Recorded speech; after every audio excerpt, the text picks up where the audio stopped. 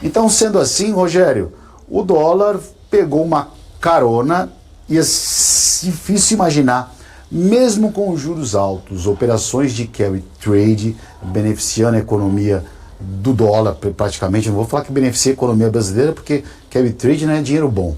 Mas o dólar aí apresenta uma queda e motivos para subir poderia até ter, mas o mercado não está confiante, não. O mercado continua apostando na venda.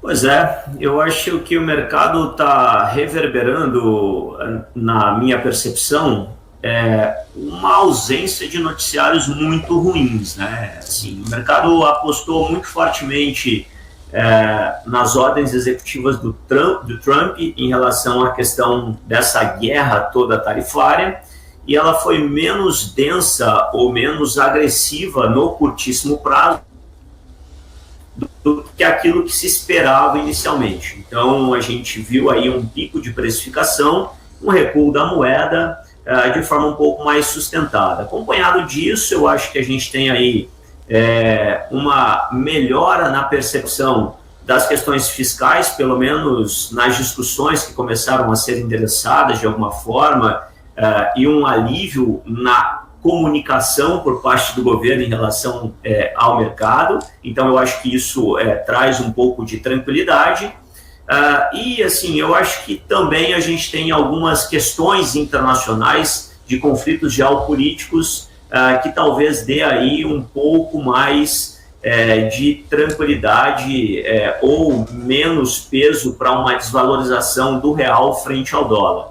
Alinhado a tudo isso, a gente acabou tendo aí um fluxo, um nível maior de entrada de moeda aqui no mercado para fluxo de bolsa.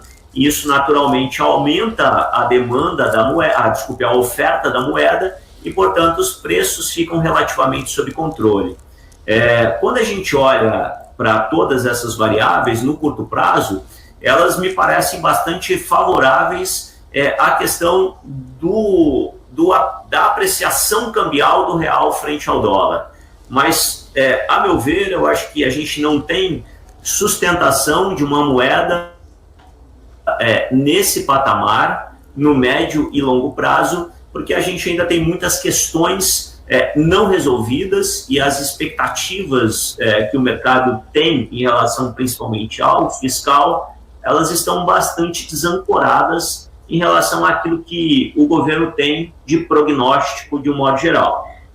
Então, eu acho que isso é mais uma calmaria de curto prazo, por um panorama de notícias menos negativas, mas ainda sem muito fundamento para uma sustentação muito consistente da moeda nesses patamares. Agora, isso reprecifica no curto prazo curva de juros, reprecifica eventualmente nível de inflação, expectativas em relação às questões de ordem fiscal aqui no Brasil, e é a oportunidade que a gente tem também de aproveitar aí o bom momento do dólar e aí a conjuntura de um modo geral para alguns posicionamentos que sejam interessantes em relação a esse movimento de curto prazo da moeda americana.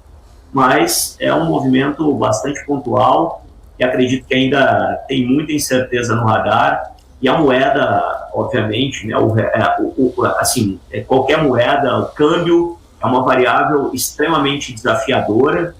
Quando a gente olha as expectativas que vão de 6 até 7 reais ao longo de 2025, isso demonstra o tamanho da dificuldade e da incerteza que o mercado ainda tem em relação a algumas questões de ordem interna aqui no Brasil. Um desafio enorme precificar ou projetar o patamar de apreciação ou depreciação de câmbio aqui no Brasil, refém de uma série de intempéries de ordem global, não só do ambiente doméstico, obviamente, né?